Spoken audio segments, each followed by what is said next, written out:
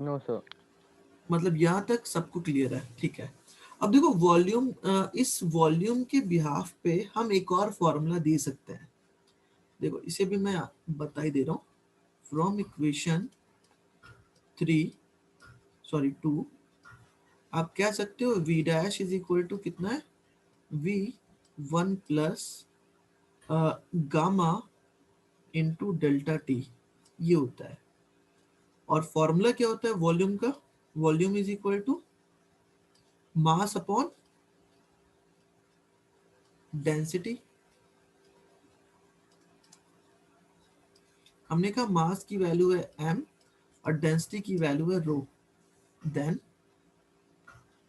हमने यहाँ पे वैल्यूज पुट कर दी। मास तो चेंज होता नहीं है, सिर्फ उसकी डेंसिटी चेंज होती है। तो हम कह सकते हैं v dash is equal to m upon rho dash is equal to m upon rho into 1 plus gamma into delta T. ठीक है, मास मास कैंसिल आउट, क्या बन जाएगा, ये बन जाएगा 1 upon gamma dash is equal to, sorry rho is equal to 1 upon rho 1 plus gamma into delta T. अब देखिए मैं क्या कर रहा हूँ, इसका रेसिप्रोकल ले लेता हूँ। दैट मीन्स मैं कह सकता हूँ rho dash is equal to rho, और इसे हम लिख सकते हैं 1 plus gamma delta to power -1। ठीक है। अब अगेन देखो ये क्वांटिटी इससे पहले ही बता रखा है बहुत छोटी होती है कंपेयर टू 1। देन यहाँ भी आप क्या लगा सकते हो, binomial theorem.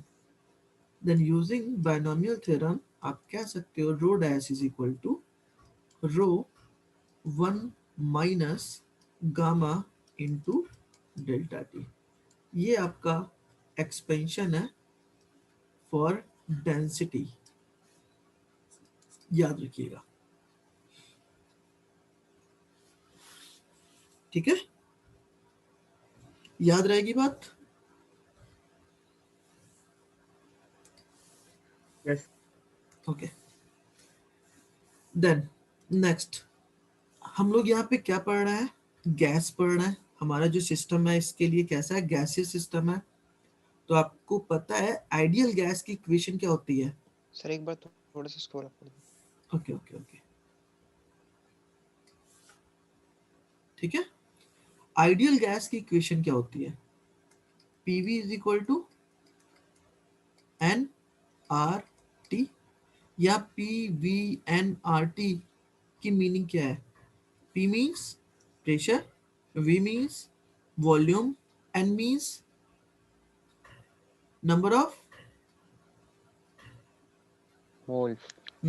Are means gas constant, and T means gaseous constant. हाँ टेम्परेचर। अब ये हमें पता है PV is equal to N R T for an ideal gas equation.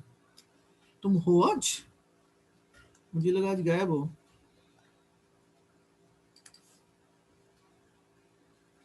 Ideal gas equation ये रही। अगर इसको मैं at constant pressure with respect to temperature differentiate करूं तो क्या आएगी value, differentiating differentiating equation 1 with respect to temperature at constant pressure। तो एट कांस्टेंट प्रेशर मतलब P कांस्टेंट हो गया, मैं इसे डिफरेंशिएट करता हूँ d by D T of P V is equal to d by D T of N R T. क्या मिल जाएगी वैल्यू हमें, P तो बाहर हो गया, यहाँ मिल जाएगा D V upon D T is equal to N R, और D by D T of temperature की वैल्यू,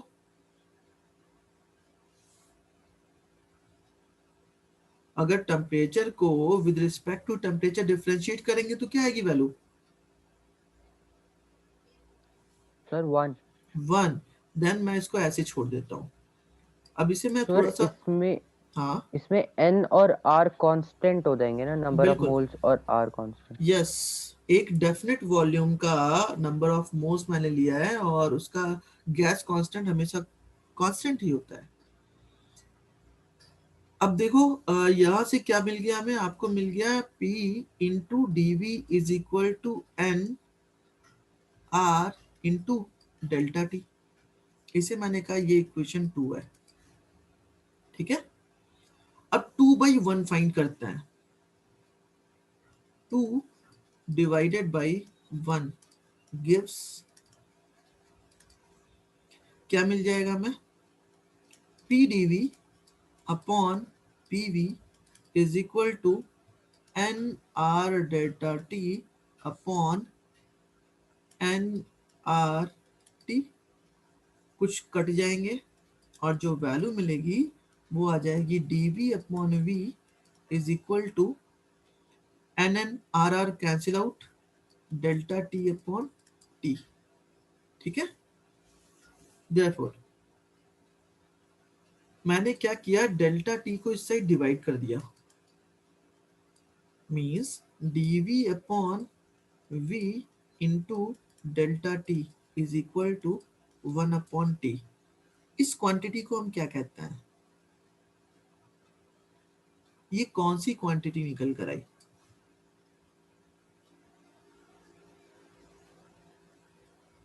बताओ। सर ये total coefficient of volumetric expansion है। यस, ये कोफिशिएंट ऑफ वॉल्यूमेट्रिक एक्सपेंशन है, means cubical gamma, gamma is equal to 1 upon T. इसे हम कहते हैं coefficient of cubical expansion.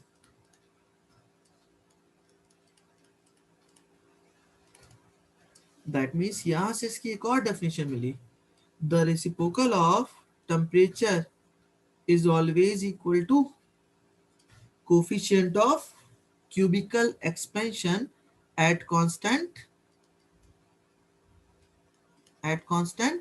pressure। ये जो वैल्यू आई है किसके लिए आई है, ये वैल्यू इसके लिए आई है, eight constant pressure. Most important formula है आपके कंपटीशन के लिए, ठीक है।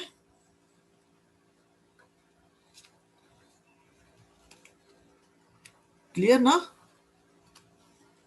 यस। सर एक चीज पूछनी थी कि जैसे हमने कल ये इक्वेशंस डिराइव की थी, हम्म v वाली, a हम्म वाली और l वाली, हम्म, तो इसको क्या वो डिफरेंशियल फॉर्म में लिख सकते हैं क्या, जैसे हाँ यहाँ पे बिल्कुल dv आया।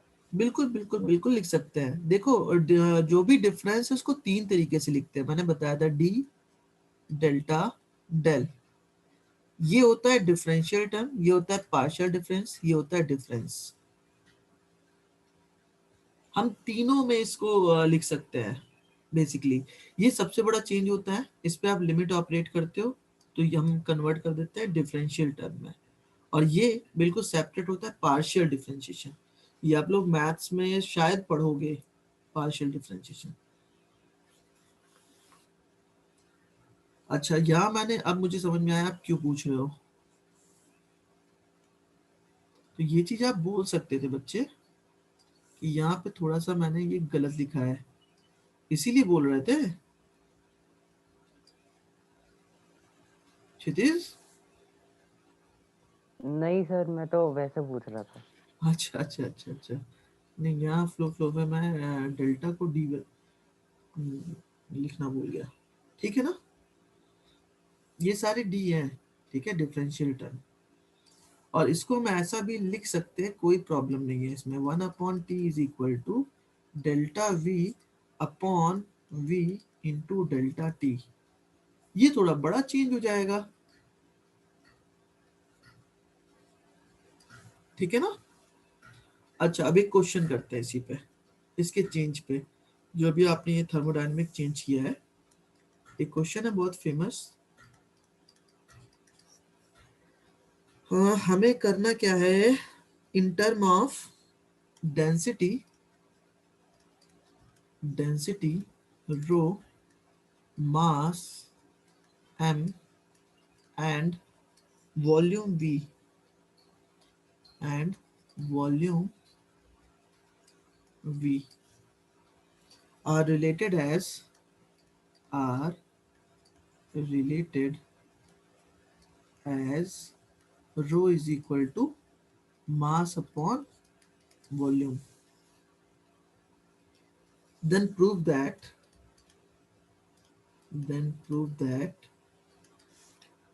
gamma is equal to minus 1 upon rho d rho upon dt. ये एक फॉर्मूला नहीं है, ये एक कॉन्सेप्ट है, आप ऐसा समझ सकते हो with respect to density.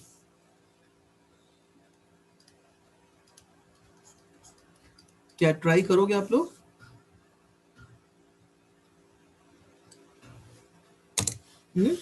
Yes sir. हाँ ट्राई करो, आपके पास ये हिंट गिवन है, ये देखो. सिर्फ डिफरेंशिएशन आना चाहिए आपको, अगर डिफरेंशिएशन आता है देन आप कर सकते हो.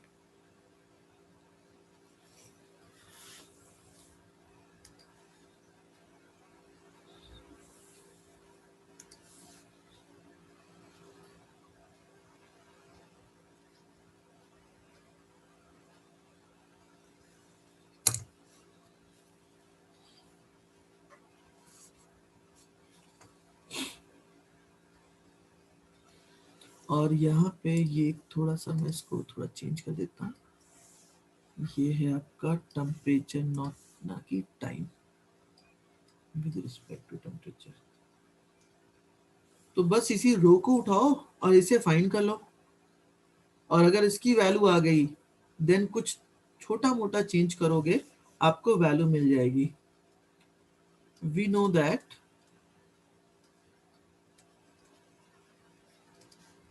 रो is equal to mass upon volume. यहीं से स्टार्ट करिए.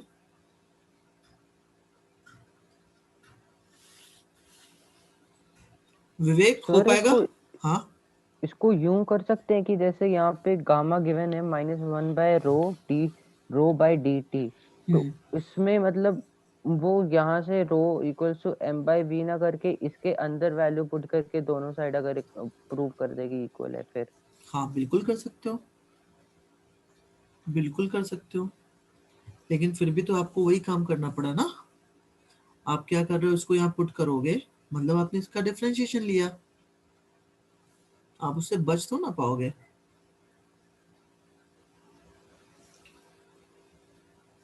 बेटा विवेक हो पाएगा क्या?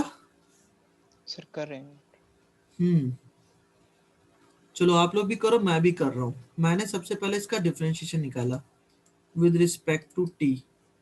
तो वैल्यू क्या हो जाएगी भाई, मास तो हमारा कांस्टेंट है, ठीक है ना. तो हम कह सकते हैं D by D T of M into V to power -1.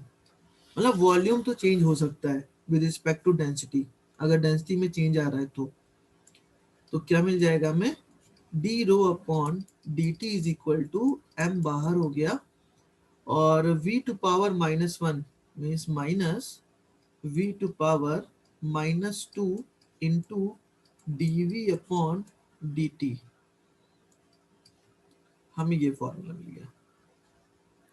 अब देखो यहां से इसको क्या करो, डिनोमिनेटर में लेकर जाओ m के. तो आप कह सकते हो D rho upon D T is equal to, क्या आप कोई हिंट बता सकता है क्या करना है? मैंने थोड़ा सा तो आप लोग को बता रखा है.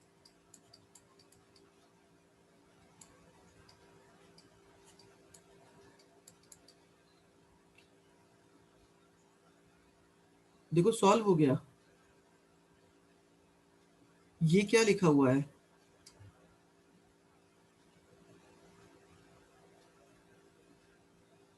विवेक बताओ ये क्या लिखा हुआ है?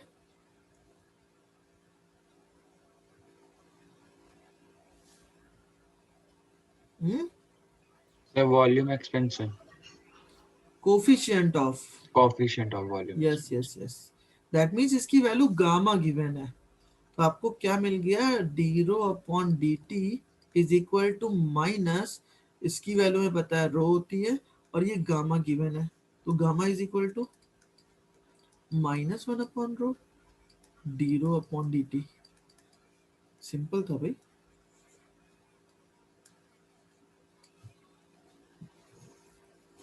ठीक है,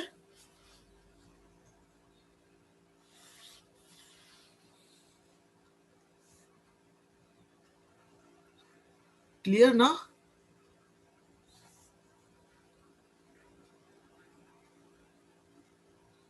यस सर। सर मुझे यहाँ से समझ आया है, v की पावर -2 से। यहाँ से यस सर। अब देखो v टू पावर -2 को तुम यहाँ पे लेके जाओ, देखो m to power v square होगा ना, यस सर। और इसे हम ये नहीं लिख सकते m upon v into 1 upon v।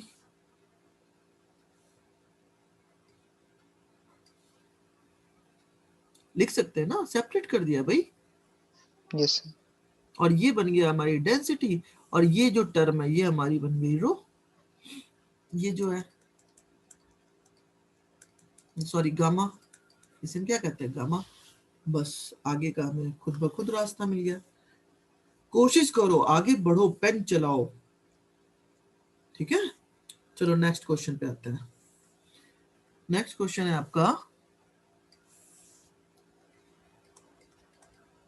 वो तो एक एक्सप्रेशन था, if the volume of a block, if the volume, आप लोग का मॉड्यूल का कोई क्वेश्चन फंसा है क्या, ऑफ अ ब्लॉक? नहीं सर, अभी तो मतलब जितना वो मतलब इस चैप्टर का। हाँ हाँ, इसी से सर अभी स्टार्ट तो करिए मतलब अभी। तो सर अभी तो जितना किया था उसमें तो इतना जो क्वेश्चंस देखे थे वो मतलब वो लास्ट के वो देखे थे मल्टीपल चॉइस वाले, तो उसमें तो नहीं था ऐसा कोई क्वेश्चन जो बसा हो। Good.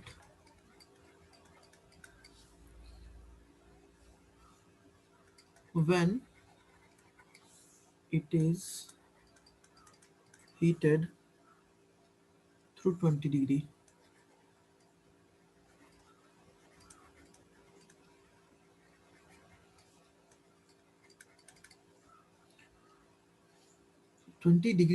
sorry, what is the coefficient of expansion? Linear expansion means what is the value of alpha, the value of alpha।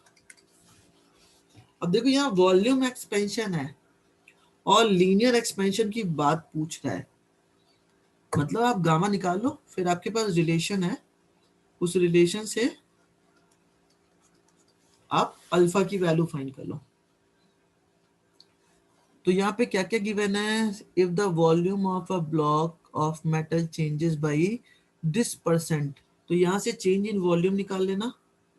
ये टेम्परेचर पता है, डेल्टा टी की वैल्यू, तो गामा इज इक्वल टू क्या हो जाएगा फॉर्मूला। चलो ट्राई करो फटाफट,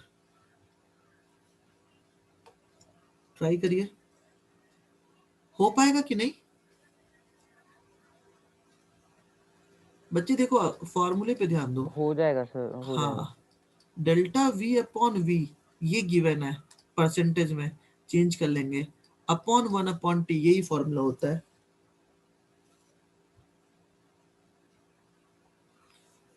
delta V by V given है कितना, 0.12%, मीन्स 0.12 अपॉन 100। चलो आगे का काम आप करो, और टी की वैल्यू 20 डिग्री सेल्सियस। मुझे पहले गामा बताओ, देन अल्फा बताओ। सर गामा 6 इंटू 10⁻⁻5 आ रहा है। कितना आ रहा है, 6 इंटू 10 टू पावर -5।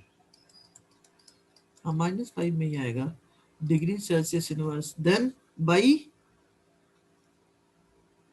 क्या करेंगे अल्फा के लिए, गामा बाई 3। 3 सर। तो कितना हो जाएगा 2 2 2 into into 10 10 to the minus. -5। Degree Celsius inverse. ठीक है, चलो एक और क्वेश्चन नोट करो।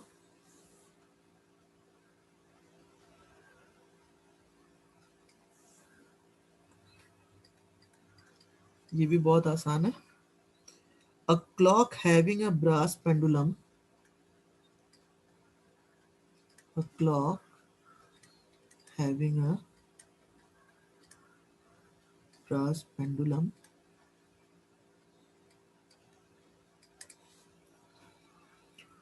beats sound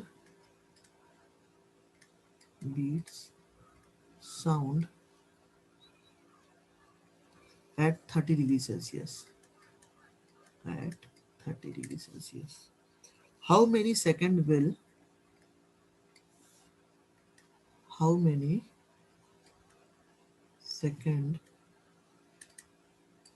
will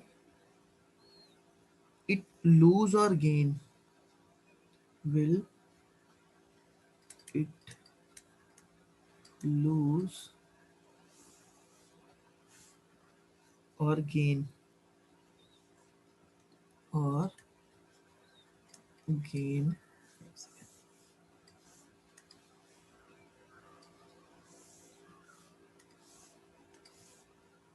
lose or gain per day when temperature fall, per day when temperature fall at 10 degree Celsius. और अल्फा की वैल्यू गिवन है brass के लिए, given that alpha is equal to 1.9 into 10⁻⁵ degree Celsius inverse.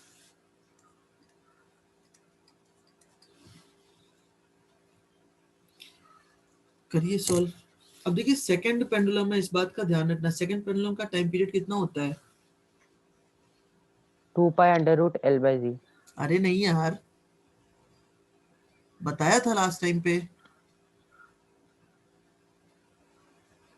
Second pendulum को second pendulum क्यों कहते हैं? क्योंकि उसका टाइम पीरियड 2 होता है, सेकंड होता है। सेकंड पेंडुलम का टाइम पीरियड कितना होता है? 2 सेकंड होता है बच्चे, याद रखना, आपके प्रैक्टिकल में है।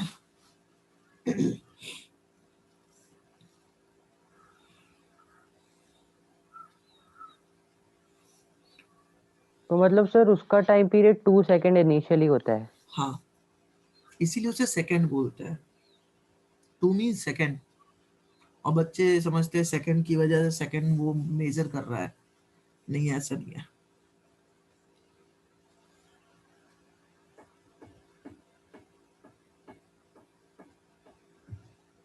देखो एक बार 10 डिग्री और फिर चेंज कर रहा है 30 डिग्री, तो L की वैल्यू, L में कितना एक्सटेंशन है ये तो आप पता कर सकते हो दोनों में अलग अलग टेम्परेचर पे।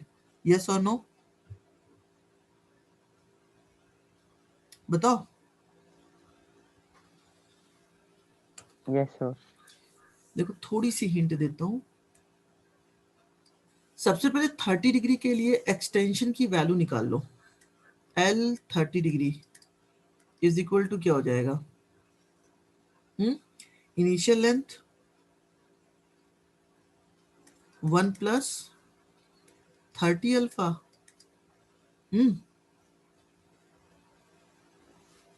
और इनिशियल एल ही, चलो एल नॉट ले लो, 0 ठीक है। ऐसे ही एल एट 10 डिग्री पे कितना हो जाएगा? L not 1 plus 10 alpha. और आपको पता है कि टाइम पीरियड एट 30 डिग्री की वैल्यू होती है 2 सेकेंड नॉर्मल टेम्परेचर। तो टाइम पीरियड का फॉर्मूला क्या होता है? 2π√L/g। दोनों को यूज कर लो, तो T30 is equal to 2π√L/g। L30 upon G, और ऐसे ही T10 is equal to 2 pi under root L10 upon G, दोनों का रेशियो ले लेना, ये गिवन है, T10 की वैल्यू पूछ रहा है। चलो सॉल्व करो, बताओ।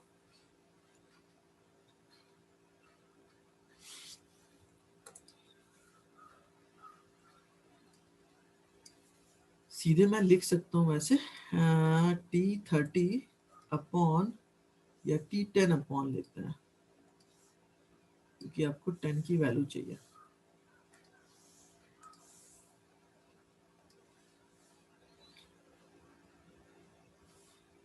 यस बच्चे, क्या सुहानी आपकी माइक नहीं है आपके पास क्या?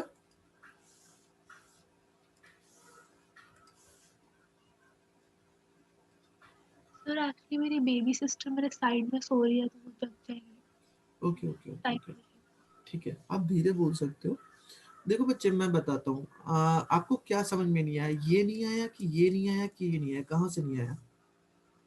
सर हमने L30 ये कैसे लिखा है इक्वल्स टू L नॉट। हाँ ठीक है ठीक है, देखो बच्चे, आपको एक्सपेंशन की वैल्यू पता है ना, L is equal to L 1 + alpha into delta T. तो इस टेम्परेचर पे इसकी वैल्यू होती है चेंज। तो 30 डिग्री पे कितना चेंज हुआ, ये लिख दिया मैंने, डेल्टा टी की जगह पे क्या है 30, और अल्फा ऐसे ही है, ऐसे ही L10 लिख लिया, समझे ना? यस हाँ, तो T10 upon T30 is equal to क्या हो जाएगा, अंडर रूट, देखो L0 भी कैंसिल हो जाना चाहिए, हाँ हो ही जाएगा, 1 + 10 alpha upon under root 1 + 30 alpha, दोनों साइड का स्क्वायर कर दो, होल स्क्वायर, और अल्फा की वैल्यू दोनों के लिए गिवन है, देयरफॉर आप कह सकते हो इसे T10 square upon T30 square is equal to 1 + 10 से मल्टीप्लाई करो अल्फा को, तो 10⁻⁻⁴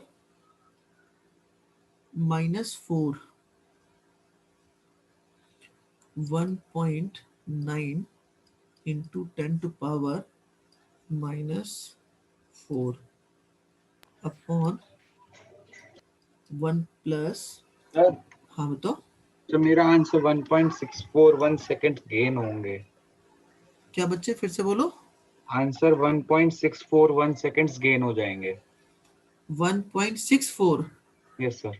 नहीं, 1.64 नहीं, 16 पॉइंट होगा, आंसर आ रहा है हाँ 16.4। 16.41 आ रहा है वैसे तो बिल्कुल ठीक है, ये बिल्कुल ठीक है, बिल्कुल ठीक है।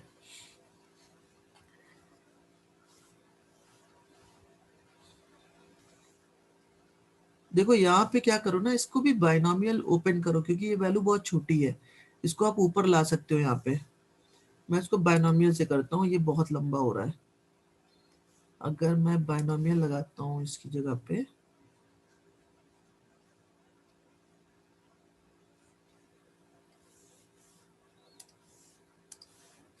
तो 1 + 10 अल्फा मतलब ये हो जाएगा 1 + 5 अल्फा, और यहाँ पे हो जाएगा 1 - 15 अल्फा। कितने बच्चों को ये बात समझ में नहीं आई? सर मुझे T10 अपॉन T30 से समझ में नहीं आया। देखो बच्चे, ये पाई 2 पाई अगर इनका हम रेशियो लेते हैं, तो ये 2 पाई के साथ कट गया, जी के साथ कट गया, सिर्फ एल ही तो बच रहा है अंदर वाला, L30 L10। और जब इसे भी हम करेंगे तो L0 दोनों में कॉमन है, ये मल्टीप्लाई हो रहा है, तो वो भी कट जाएगा। मैंने डायरेक्टली लिखा है, आप कैलकुलेट करके करो, आप कैलकुलेट करके करो, बिल्कुल आंसर आएगा।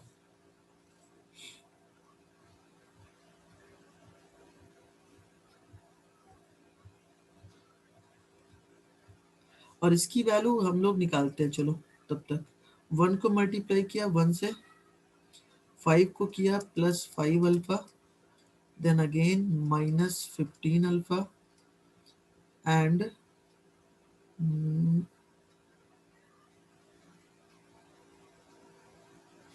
ये हो जाएगा 15 5 जो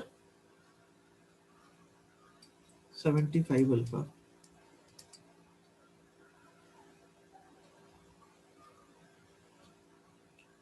देयरफॉर ये बन गया हमारा 1 एंड 5, ठीक है।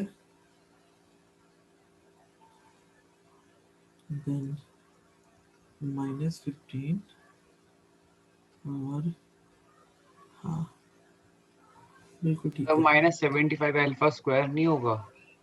हाँ अल्फा स्क्वायर होगा, ठीक है। अब देखो ये वैल्यू कंपेयर टू इन दोनों के बहुत छोटी, हम इसे नेग्लेक्ट कर सकते हैं। हम कह सकते हैं this is nearly equal to 1 + 5 alpha -15 alpha, ठीक है। देन इसकी वैल्यू हो जाएगी 15 alpha -5 alpha means 1 minus 10 alpha.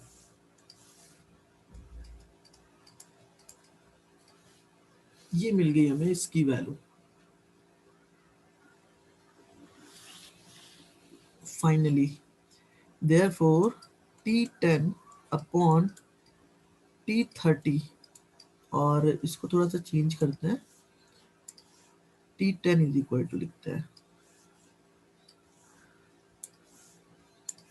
T10 is equal to हो जाएगा T30 इंटू 1 - 10 अल्फा।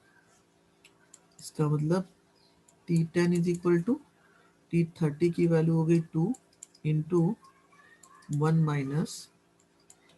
10 अल्फा। यहां तक किसी को कोई दिक्कत? सर 1 + 5 अल्फा वो कैसे आया था इंटू 1 - 15 अल्फा? बच्चे हमने क्या किया ना, देखो इसको हम लिख सकते हैं बाइनोमियल के टर्म में 1 + 10 अल्फा टू पावर हाफ, और ये जब आएगा तो into 1 + 30 alpha two power -half.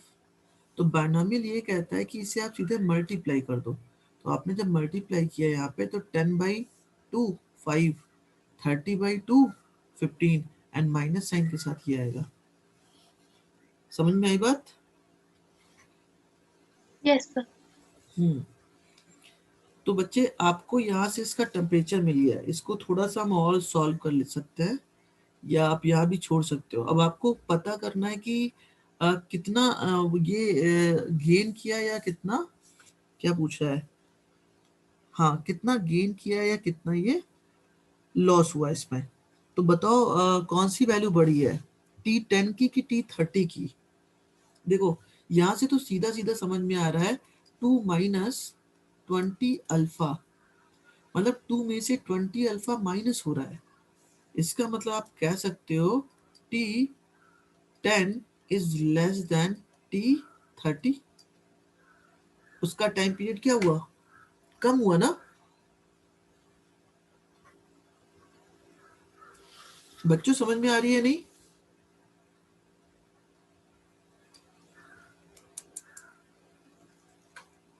Hello. Yes sir, आ रही है।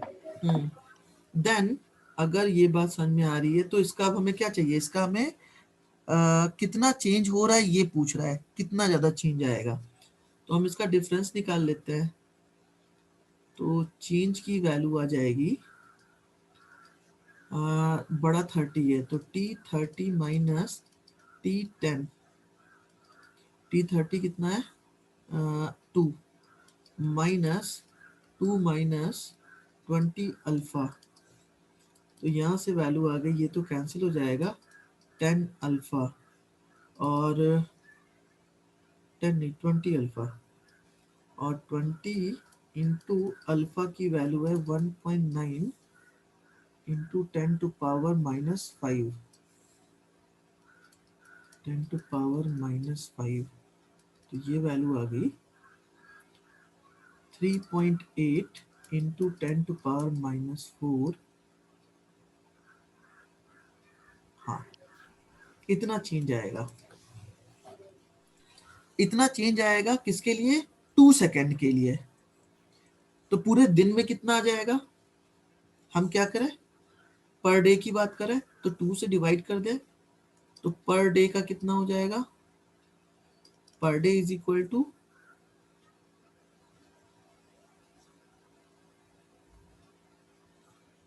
कितना आ रहा था बच्चे तुम्हारा आंसर?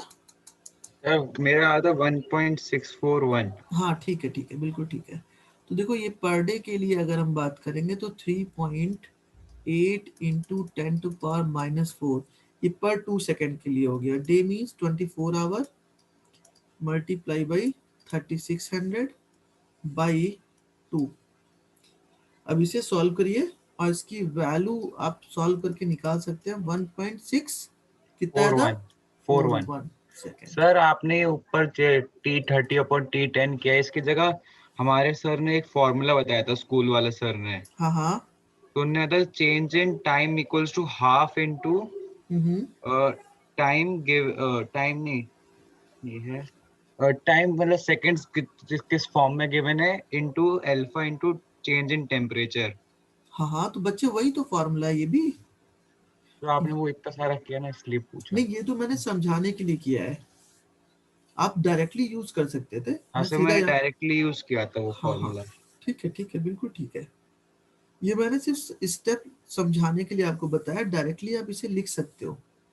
आप खुद सोचो, लेंथ के बढ़ने पे, एक बात बताओ, जैसे जैसे लेंथ की वैल्यू इंक्रीज करती है उसका टाइम पीरियड चेंज होता है। आप सीधे डायरेक्टली लिख सकते हो अर्थ के टर्म पे। देखो यहाँ पे t is equal to 2π√L/g है, तो अर्थ के लिए इसकी वैल्यू क्या होती है? कांस्टेंट। 2π की वैल्यू कांस्टेंट, तो आप कह सकते हो t प्रोपोर्शनल टू √L। ठीक है, आप डायरेक्टली यूज कर सकते हो, नो प्रॉब्लम।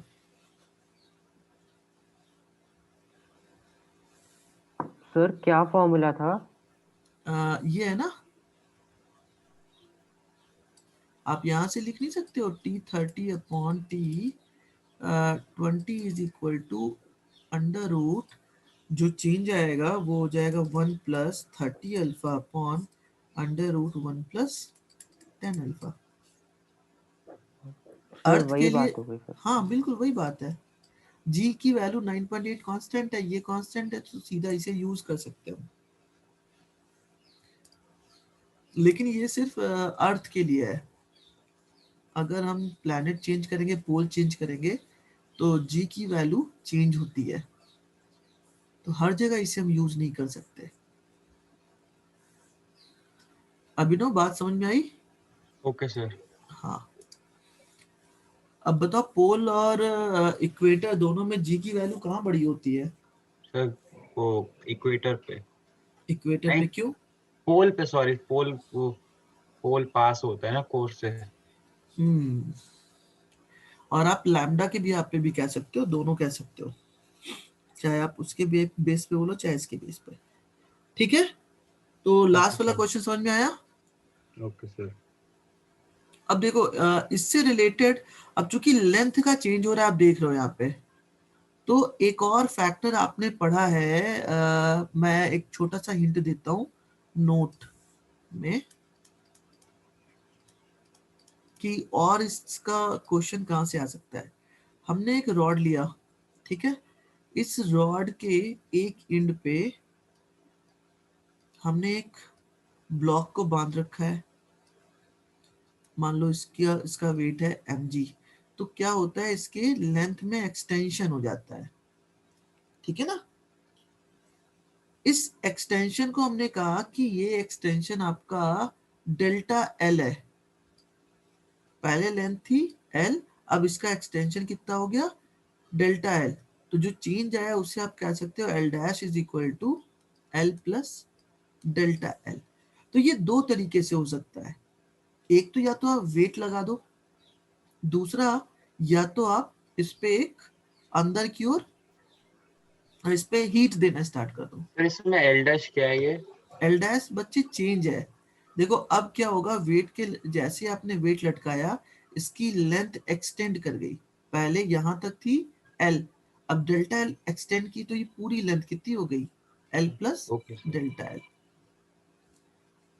तो चाहे तो आप इस चेंज को थर्मली चेंज करो या मैकेनिकली चेंज करो। तो इसको थर्मली भी हम चेंज कर सकते हैं, और वहां से एक टर्म आता है थर्मल स्ट्रेस। थर्मल स्ट्रेस, वहां बहुत क्वेश्चन आपके थर्मल स्ट्रेस के आपको मेंस में मिलेंगे।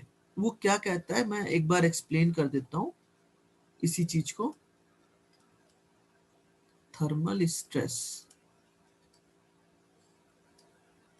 देखो स्ट्रेस का मतलब क्या होता है, स्ट्रेस का मतलब होता है force per unit area F upon A. For example अगर मैंने किसी एक मेज पे एक आयरन या निकल की निडल रख दी और इसके ऊपर मैंने एक बैलून लिया, इस बैलून को प्रेस किया, क्या होगा, बैलून ब्लास्ट कर जाएगा। लेकिन अगर यही मैं करूं, बंच ऑफ पेन को यहाँ पे पुट कर दूं, ये देखो, ये देखो, मैंने बहुत ढेर सारे पिन यहाँ पे लगा दिए। अब मैं इसके ऊपर बैलून को पुश करूं, जितने फोर्स से यहाँ किया एफ उतने ही फोर्स से मैं यहाँ कर रहा हूं। देन अब इस केस में ये बैलून ब्लास्ट नहीं करेगा, क्यों, बिकॉज सर स्ट्रेस एरिया कम है। ज्यादा है। यस स्ट्रेस इसके, कम है। हाँ स्ट्रेस कम है। बेसिकली हमने क्या किया, इसके एरिया को चेंज कर दिया, ठीक है ना। तो ये जो एरिया के चेंज होने पे जो नई क्वांटिटी बनी, इसी क्वांटिटी को हम कहते हैं स्ट्रेस। अब यहाँ पे एरिया की वैल्यू कम थी तो स्ट्रेस ज्यादा हो गया, यहाँ पे एरिया की वैल्यू ज्यादा है तो स्ट्रेस की वैल्यू कम हो गई, इसलिए यहाँ पे बैलून फूट गया, यहाँ पे नहीं फूटा।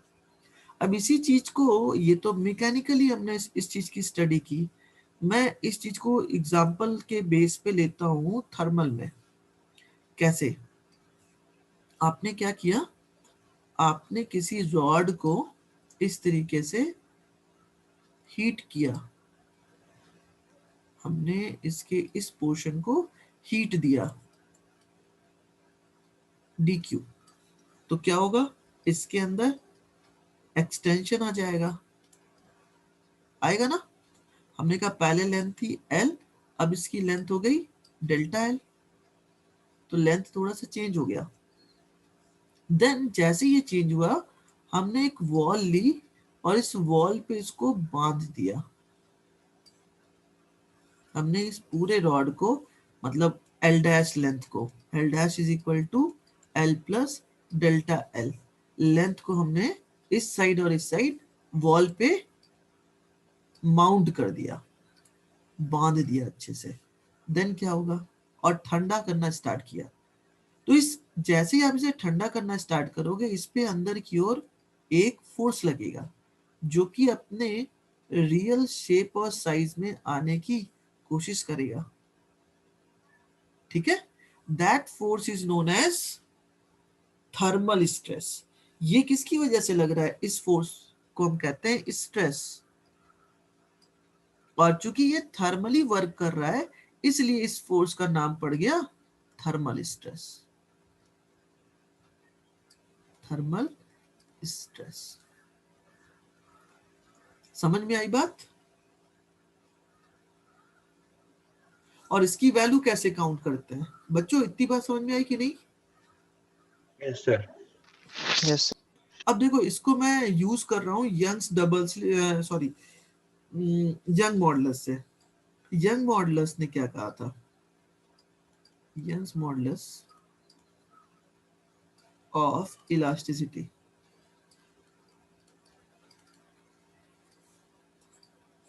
यंग्स या आप ऐसा कह सकते हो कि इलास्टिसिटी में एक बिहेवियर है, जितना भी आप इस पे स्ट्रेस अप्लाई करोगे, स्ट्रेस मतलब फोर्स, जितना भी फोर्स करोगे इसके अंदर चेंज की वैल्यू उतनी ज्यादा होगी। That means stress is always proportional to strain. इस लॉ को कहते हैं Hooke's law, Hooke's law of elasticity.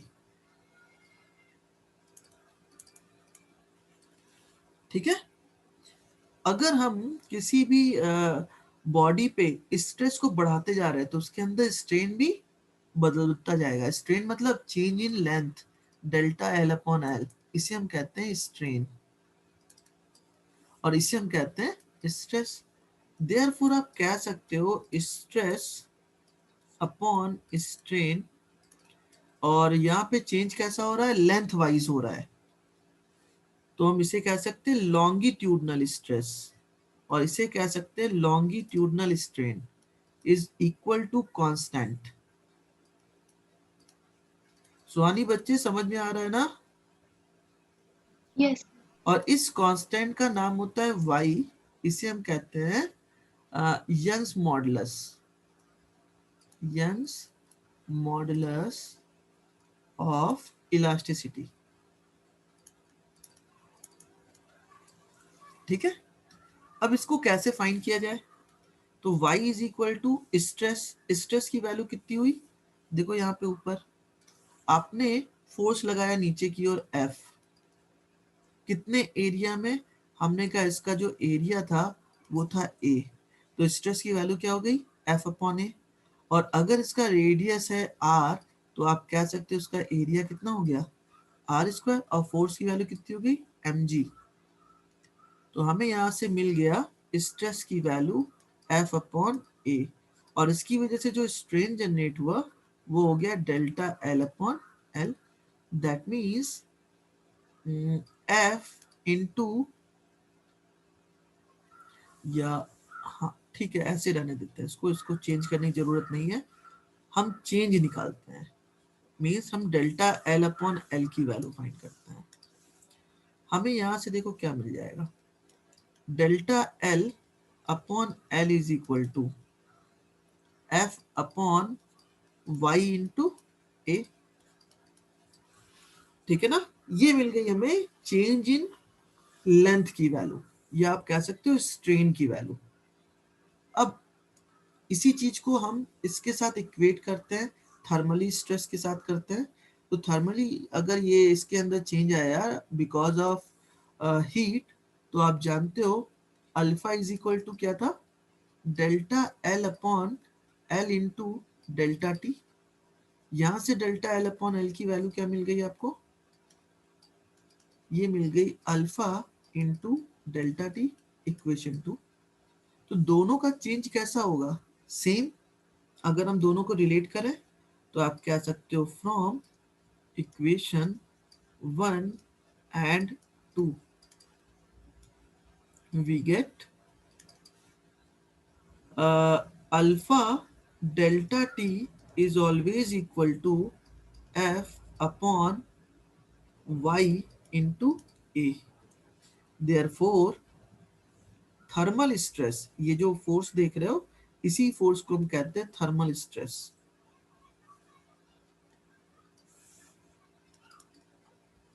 Thermal stress F is equal to gamma alpha A into delta T, ये मिल जाता है हमें। तो आपको इतना कुछ करने की जरूरत नहीं है, सिर्फ आप इस फॉर्मूले को याद रखो। ठीक है ना, ये गामा नहीं है, वाई है, यंग मॉडुलस। याद रहेगी बात, और अच्छे से इसको लिख लेते हैं, F is equal to alpha A into Y into delta T.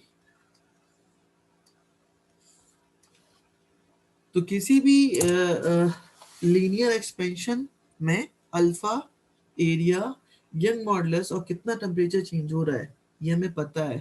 Then हम उसके थर्मल स्ट्रेस की वैल्यू फाइंड कर सकते हैं। बच्चे समझ में आई बात? Yes sir. Yes sir. ठीक है, अब चलो एक Yes. क्वेश्चन कर लेते हैं इसी पे।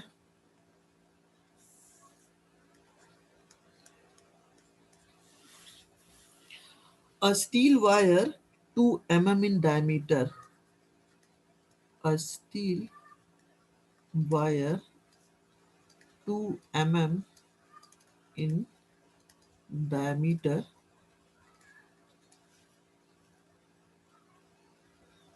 is stretched between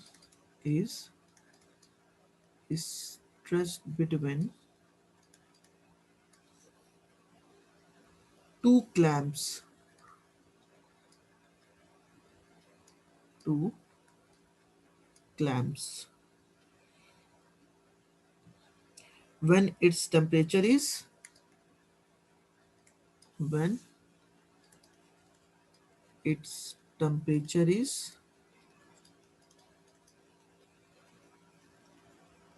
40 degrees Celsius. Calculate the tension in the wire.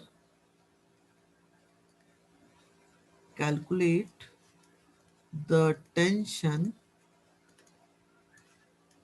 in the wire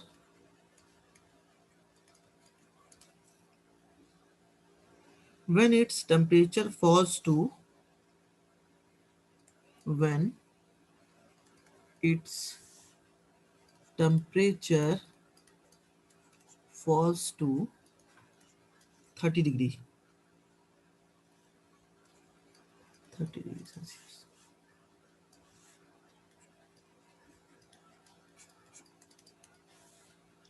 sir coefficient of steel का क्या है एक बार बता दोगे? सर इतना ही डाटा गिवन है बस। इतना ही डेटा गिवन है सिर्फ। देखो स्टील का अभी आपने शायद पीछे लिखा होगा, मैंने शायद लिखवाया था, चेक करो। स्टील का नहीं था सर। अच्छा चलो मैं बता देता हूँ, वेट। अल्फा चाहिए स्टील का ना, 1.1 into 10 to power -6 degree Celsius inverse, और y की वैल्यू होती है स्टील के लिए 21 into 10 to power 11 dyne per centimetre, dyne centimetre inverse -2। ये दो डेटा यूज करिए। अभी आपने सब कुछ कर रखा है, फॉर्मूले से सीधे भी फाइंड कर सकते हो।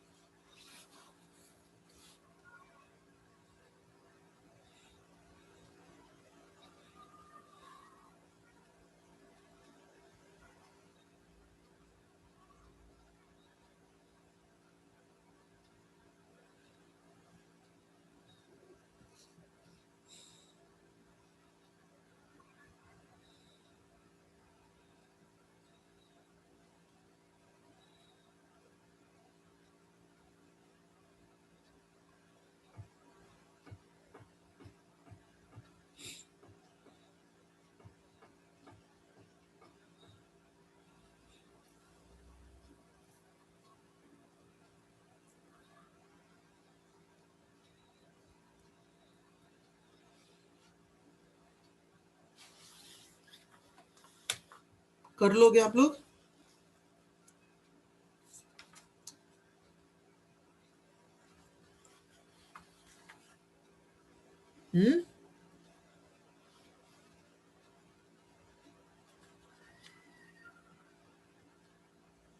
बच्चे रिप्लाई तो दो, या तो आगे बढ़े या तो फिर तो मैं सॉल्व करूं। एक बार आंसर क्या आ रहा है बताओ ना। आपका कितना आया? सर ये बहुत बड़ा नंबर आ रहा है। बहुत बड़ा नंबर मतलब 10 टू पावर सर में आ इसमें रहा है। टेंशन निकाल दी है ना। हाँ सर मेरा आ रहा है 5 to the power 10 to the power 6. 10⁶ unit क्या लिए हो? सर 9 सेंटीमीटर तो लेंथ भी सेंटीमीटर में कन्वर्ट कर दी थी, और एरिया लीनियर एक्सपेंशन में कोई यूनिट नहीं था, टेम्परेचर तो डिग्री सेल्सियस गिवन था, तो कन्वर्ट कर चुका। ओके ओके ओके, फिर तो आपका थोड़ा सा चेंज आ रहा है, गलत आ रहा है। आंसर ऑर्डर में है 10⁶ ही, बट जो वैल्यू है वो थोड़ी सी डिफर कर रही है आपकी ज्यादा। सुहानी बच्चे, टेंशन का मतलब होता है फोर्स। फोर्स मतलब अभी ऊपर मैंने बताया ना, थर्मल टेंशन, थर्मल स्ट्रेस, ये देखो यहाँ पे, ये भी एक तरीके का टेंशन है। आपने यहाँ कनेक्ट किया तो इसके बीच में क्या हुआ, एक खिंचाव आया, ठीक है, उसे हम टेंशन कहते हैं।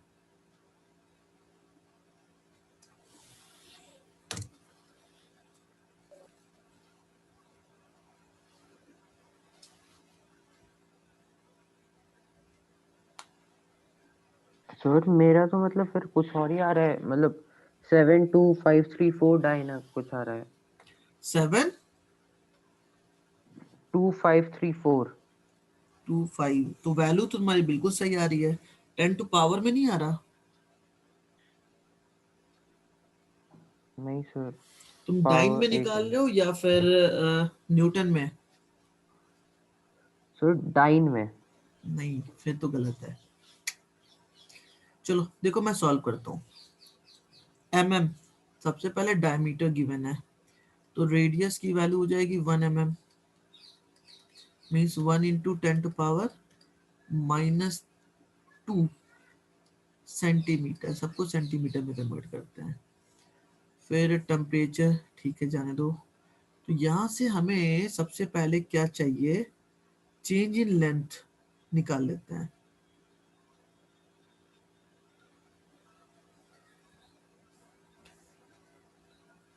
आप निकाल सकते हो L dash is equal to L1 plus, अच्छा पहले सारी वैल्यूज लिख लिया जाए फिर यूज करते हैं। सर हाँ, इसमें आपने R 10⁻⁻² कैसे, -1 होगा ना, mm, 0.1 सेंटीमीटर होता है ना, हाँ हाँ 1 ठीक mm ठीक ठीक ठीक, 0 पॉइंट। तो 0.1 सीधे लिख लें, हाँ 0.1 सर, मतलब वो सेंटीमीटर। 10 के एक्सपोनेंट में वो कैलकुलेशन में हो जाएगा, हाँ बस हाँ इजी और ठीक कुछ है, नहीं। तो चलो ठीक है, 10⁻⁻1 ले लेते हैं। अब ठीक है, और क्या गिवन है? Yes sir. और गिवन है ये आपका टेम्परेचर डिफरेंस। टेम्परेचर डिफरेंस कितना होगा, माइनस कर देते हैं, तो सीधे 10 लिख लेता हूँ। डेल्टा टी की वैल्यू 10 डिग्री सेल्सियस, अल्फा की वैल्यू गिवन है 1.1 इंटू 10⁻⁻6, y की वैल्यू भी गिवन है 21 इंटू 10⁻11। अब देखो आप लोग डायरेक्टली इसका यूज कर सकते हो, मैं थोड़ा सा दूसरा मेथड यूज करता हूँ। अगर मान लो आप भाई एक से ज्यादा मेथड आपके पास होने चाहिए, तो अगर हम बात करते हैं इसके, सबसे पहले चेंज आएगा लेंथ में, तो आप कह सकते हो L is equal to L dash is equal to L1 minus alpha delta T, और इसे आप लिख सकते हो L dash is equal to L minus L alpha into delta T, means delta L is equal to L। Sir answer किसमें given था? 10⁻6 में बच्चे, ये रहा। और लेंथ की वैल्यू नहीं गिवन है, जाने दो, L रहने देते हैं। अल्फा की वैल्यू गिवन है 1.1 इंटू 10⁻⁻6, और टेम्परेचर हो गया 10। इसको यही लिख लेते हैं क्योंकि इसका काम पड़ेगा, और इसको नहीं लिखते हैं, डेल्टा L अपॉन L को लिखते हैं, तो ये हो जाएगा 1.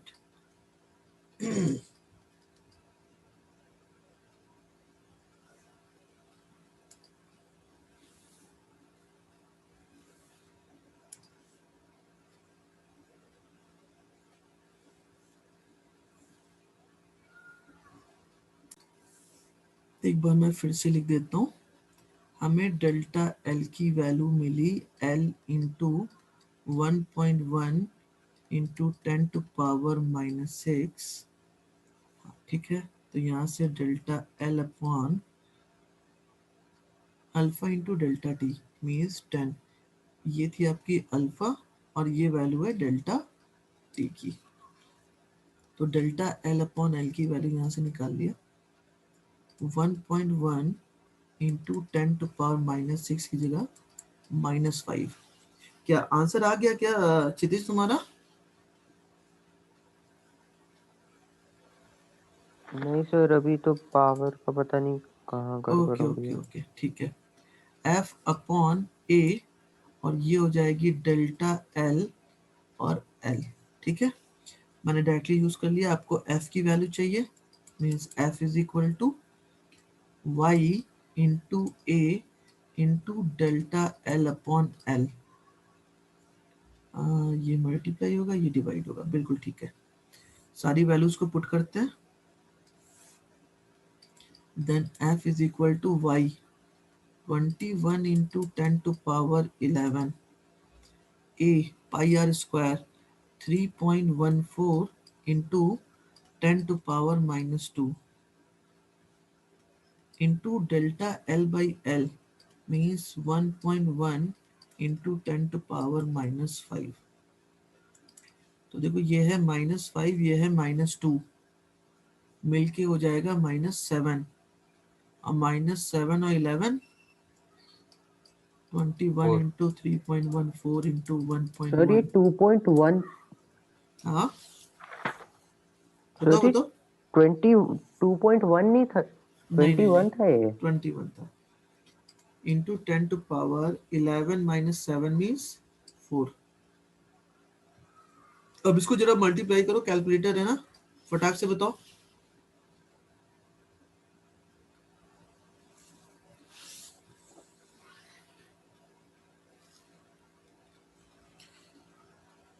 इसकी जो वैल्यू आएगी प्लस 72.5 समथिंग आ रही है कैलकुलेटर पे देखा। 72.5 इंटू 10⁻4।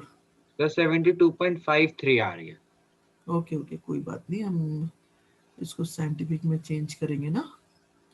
7.25 इंटू 10⁻5 ये आंसर आ रहा है। एक डेसिमल कहीं कुछ गायब हो रहा है। -6 देन 10 से करेंगे तो ठीक है। श्योर हो ना, इतनी आ रही है?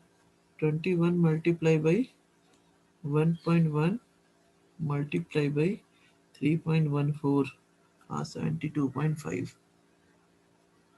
फिर एक डेसिमल पॉइंट कहाँ फंस रहा है?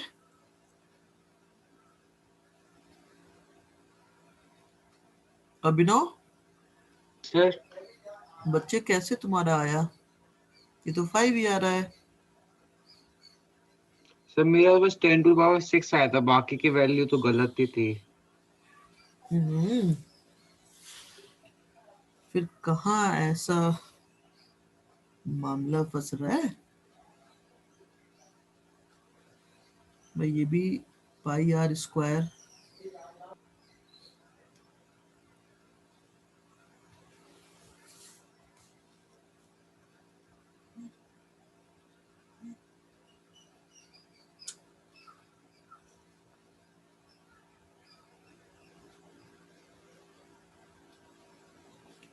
.2 स्क्वायर, ठीक है। ये हो गया एरिया की वैल्यू, ये वैल्यू हो गई वाई की वैल्यू, ये हो गया आपका डेल्टा एल अपॉन एल।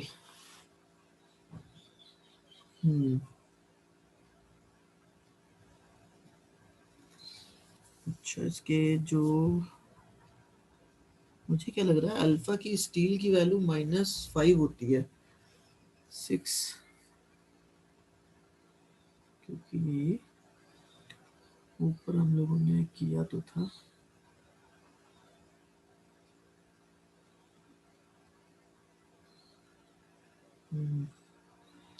नहीं है।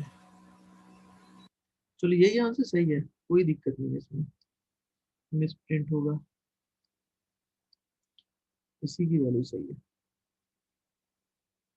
यही आपका आंसर है। हाँ सर, वो मैंने 21 की जगह 2.1 यूज कर दिया था, उसलिए एक डेसिमल पॉइंट का फर्क आ रहा था। और किसी का 10 to power 6 आ रहा है क्या? आप लोग एक बार खुद से भी कर लो, ट्राई करो, तब तक मैं नेक्स्ट क्वेश्चन लिखता हूँ। मे भी हो सकता है कहीं छोटी सी मिस्टेक हो रही हो।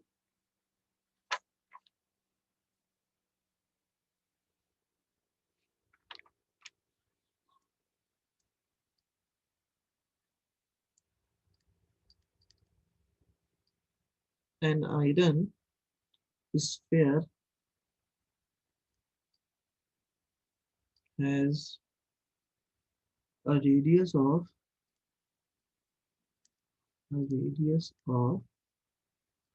10 centimeter at a temperature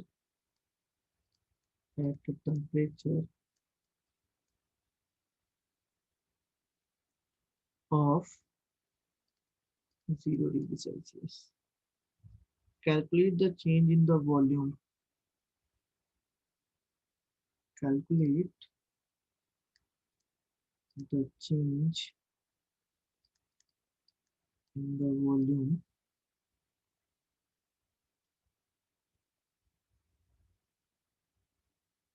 of the sphere.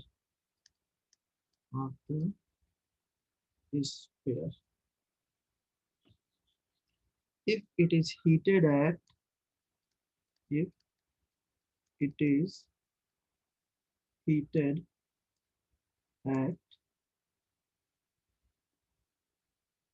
100 degrees Celsius,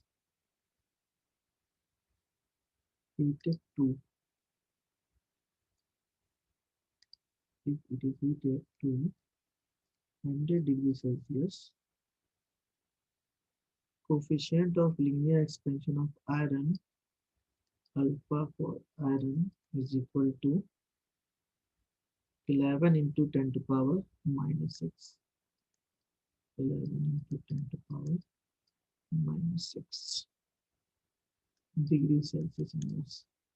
हाँ भाई, किसी का ऊपर का आया क्या 10 to power 6? कि सबका यही आ रहा है?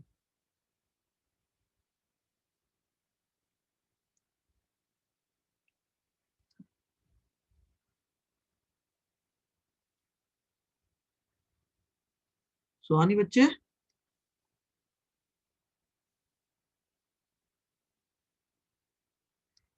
ट्राई किया क्या?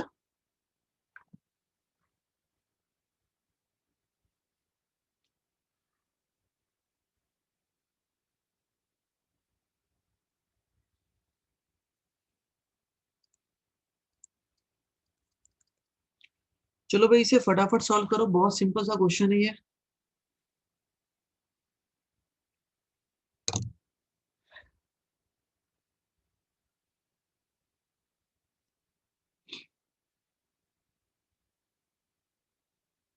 कौन सा एक्सपेंशन हो रहा है इसमें?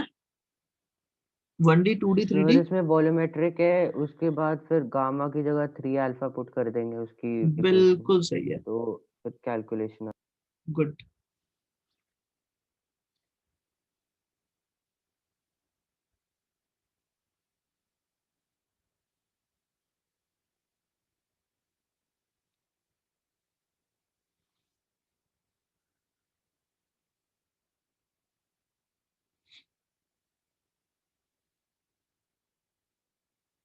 देखो फॉर्मूला आपको पता है, gamma gamma is equal to delta V upon V into delta T. तो इसकी जगह पे आप यूज कर सकते हो, आपको चाहिए क्या?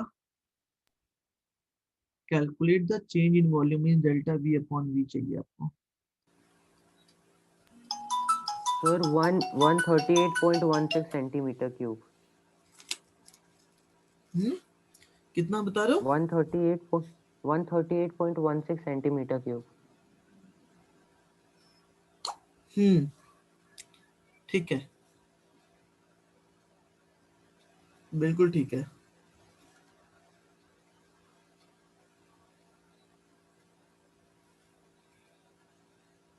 तो उसे सीधे 10 टू पावर को हटा दो ना, क्यों 10 टू पावर लेकर आए हो?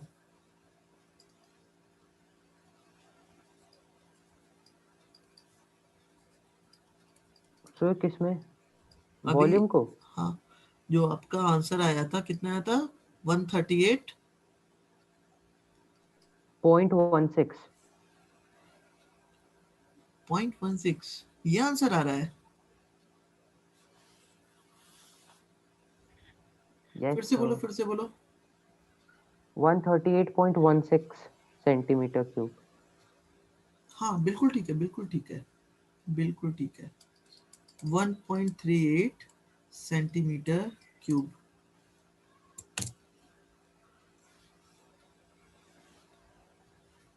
देखिए वॉल्यूम की वैल्यू आप लोग निकाल लीजिएगा।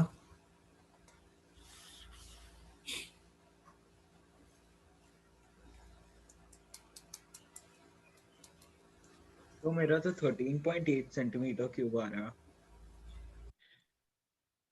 13.8, कौन से देखता हूँ सर दोनों का कैसे डिफरेंट। 1.38 ना नहीं बच्चे, है। 13.8 आ रहा है, सही कह रहा है। सर 1.38 मैं बोल भी नहीं रहा था। हाँ तो तुम क्या बोल रहे थे? सर मैं तो बोल रहा था 138.16। नहीं, गलत है, 13.8 आ रहा है, सही है। चेक करो डेसिमल का कुछ इधर उधर हो रहा है। देखो वॉल्यूम निकल आएगा कैसे, 4/3। हाँ हाँ सर, हाँ 13.816 ही होगा। बिल्कुल ठीक। अब यहाँ से इसको पुट कर देना, और अल्फा गिवन है, आपका टेम्परेचर गिवन है, पुट करके सॉल्व करो। बहुत सिंपल सा क्वेश्चन है ये भी, मैं बिल्कुल भी सॉल्व नहीं करने वाला इसे। आ गया सबका कि नहीं? Yes sir. विवेक,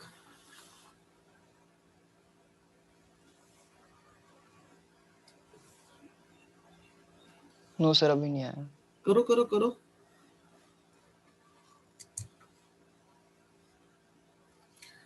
सचिन, आयुष, बच्चे कहाँ थे आप? इतने दिन बाद आए हो आज। तबीयत ठीक है आयुष्मान?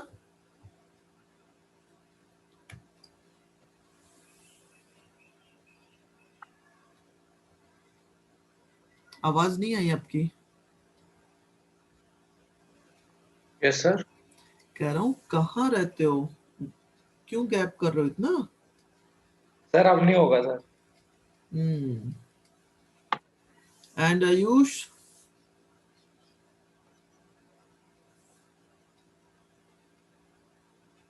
Yes sir. क्या बच्चे कहाँ थे अभी तक?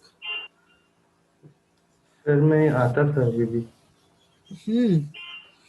ओके ठीक है। देखो अब हम थोड़ा सा स्टेट की बात करते हैं। आप किसी भी सिस्टम को हीट देते हो तो उसका स्टेट चेंज होता है, और उसके कुछ डेफिनेशन है, उसे हम पढ़ते हुए चल रहे हैं। जब से सबसे पहला है मेल्टिंग। मेल्टिंग का क्या है? Solid to liquid liquid. Due to heat. ठीक है। फिर vaporisation,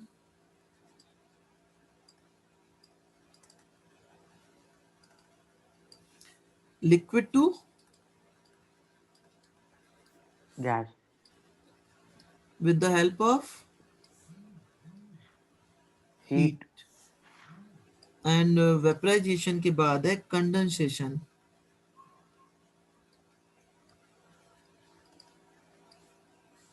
condensation means gas to solid. Liquid, हट, with the help of cooling। And एक लास्ट है आपका फ्रीजिंग। एक और है सप्लीमेशन।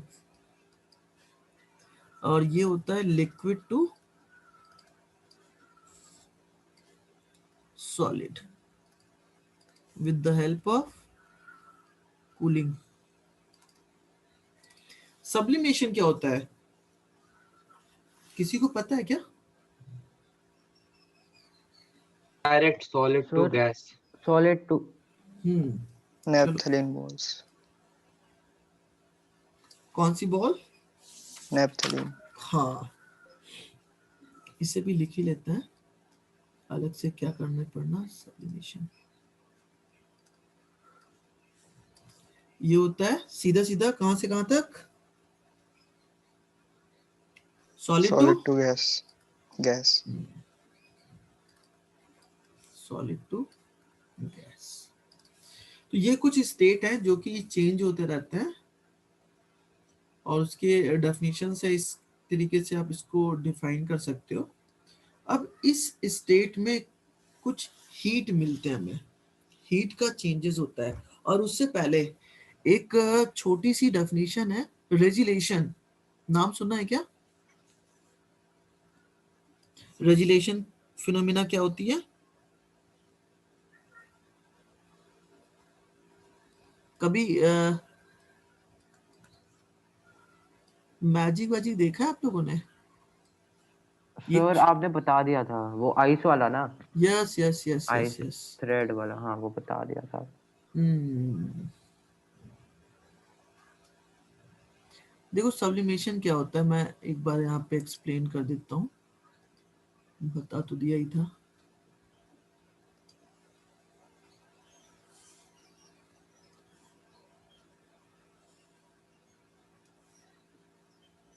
आज कुछ नए मेहमान भी हैं, वो भी जान जाए।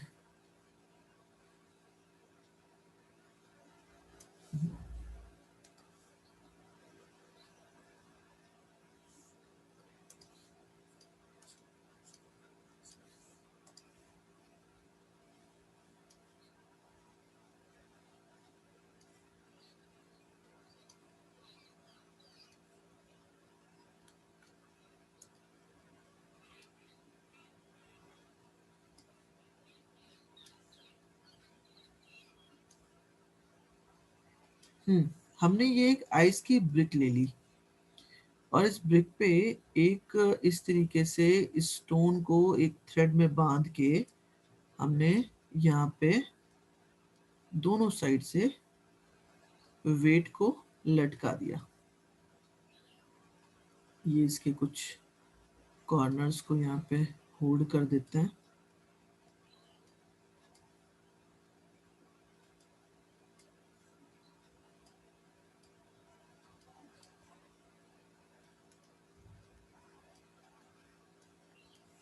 और कुछ देर के बाद हम देखते हैं तो ये जो धागा है ना, ये नीचे गिरा हुआ मिलता है हमें।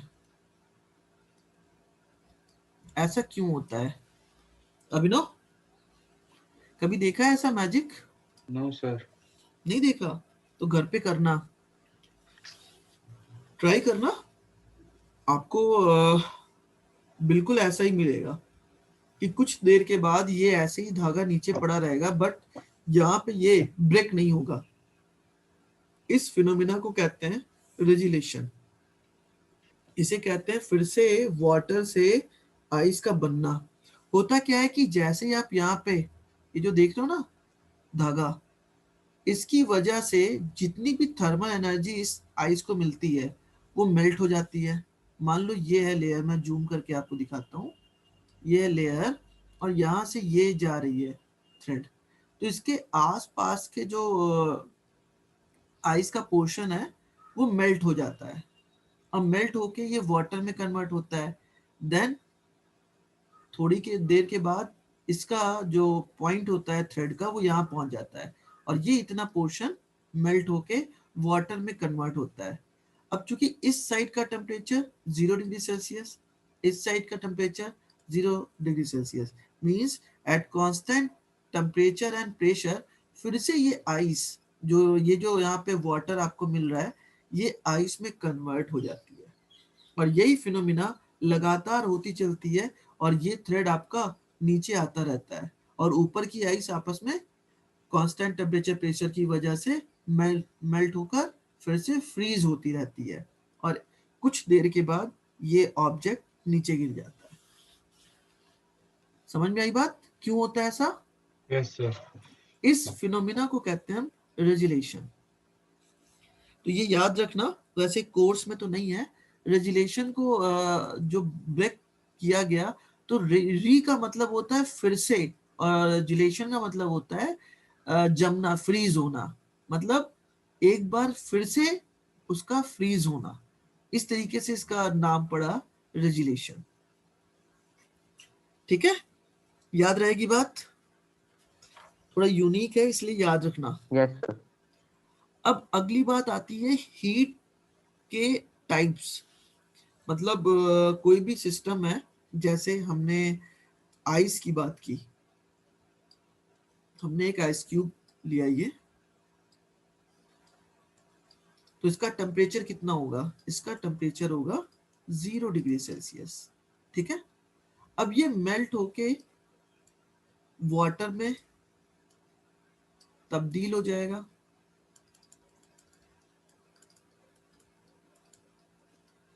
ठीक है ना? देन अभी तो इसका टेम्परेचर है 0 डिग्री सेल्सियस और इसकी स्टेज है सॉलिड की।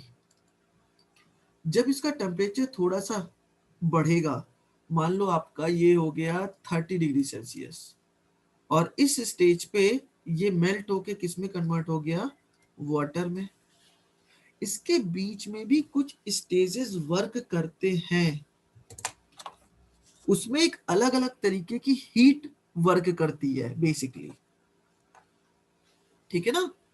उस हीट को दो पार्ट में ब्रेक किया गया। जो भी हीट, या तो आप, मैंने भी पहले ही बताया था आपको, इसका टेम्परेचर लो करने के लिए हमें इससे कुछ हीट इसे देनी होगी, इसे कुछ हीट देनी होगी, और इसका टेम्परेचर लो करने के लिए हमें इससे हीट कुछ निकालनी होगी। हमने पहले भी इससे बात कर रखी है। यस और नो?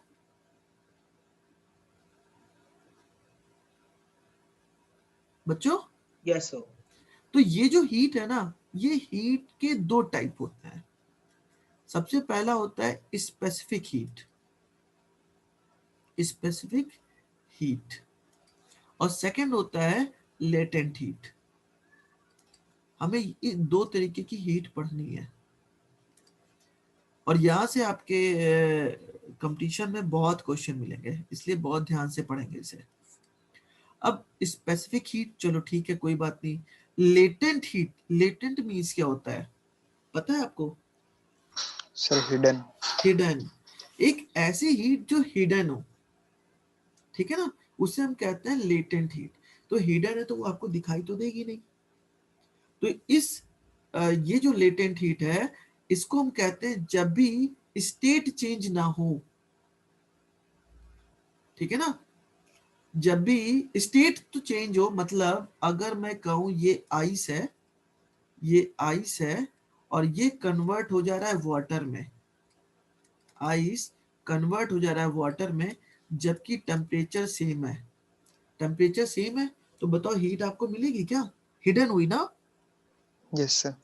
तो इनके बीच में मीन 0 डिग्री आइस से 0 डिग्री वाटर में जो भी हीट रिक्वायर होती है, जिस भी हीट की रिक्वायरमेंट होती है, that heat is known as latent heat, जो सिर्फ स्टेट चेंज करने में आता है हेल्प। और अगर मैं बोलूं, इसकी बात करूं कि यहां से 0 डिग्री आइस से 5 डिग्री आइस में ये कन्वर्ट हो रहा है, 5 डिग्री आइस में, तो ये भी आपका, और इसे माइनस ले लेते हैं, -10, -10 ज्यादा अच्छा रहेगा। मैंने कहा ये -10 डिग्री सेल्सियस है और ये 0 डिग्री सेल्सियस है। अब देखो ये भी आइस है, ये भी आइस है, इन दोनों में इसका स्टेट चेंज नहीं हो रहा, बट टेम्परेचर चेंज हो रहा है। तो ऐसे हीट को कहते हैं हम स्पेसिफिक हीट। ठीक है ना? एंड इन दोनों से जो एक अगली क्वांटिटी मिलती है जो हमें पढ़नी है वो है आपकी heat capacity, most important heat capacity. तो इसके बारे में हम लोग डिटेल से पढ़ेंगे, बट आज नहीं, कल। ठीक है ना, आज सिर्फ यहीं तक करते हैं। ठीक है बच्चों, चलो फिर bye bye. Thank you sir. You most welcome बेटा।